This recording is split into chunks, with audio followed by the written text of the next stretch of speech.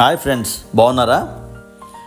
ఈరోజు మా మిద్దె తోటలో ఉండే ములమాకు, దీన్ని ఎన్ని రకాలుగా ఉపయోగించవచ్చో, ఎన్ని లాభాలు ఉన్నాయో చాలామందికి తెలుసు.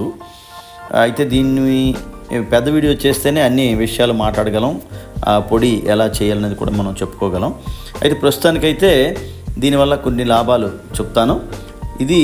ఈ ఆకు రోగనిరోధక శక్తిని పెంచుతుంది, మలబద్ధకాన్ని నివారిస్తుంది, తర్వాత షుగర్ని కంట్రోల్ చేస్తుంది, జీర్ణక్రియని పెంచుతుంది, కళ్ళకి ఎముకలకి అన్నిటికీ కూడా దీనివల్ల చాలా చాలా ప్రయోజనాలు ఉన్నాయి. ఈ ఆకుని పప్పులో వేసుకోవచ్చు, పులుసులో వేసుకోవచ్చు, కూర ఫ్రైగా చేసుకోవచ్చు, ఒట్టిపొడిగా చేసుకొని ఇంట్లో కూడా వేసుకోవచ్చు. అలాగే దీన్ని కందిపొడి, పెసరపొడిలా కూడా దీన్ని చేసుకోవచ్చు.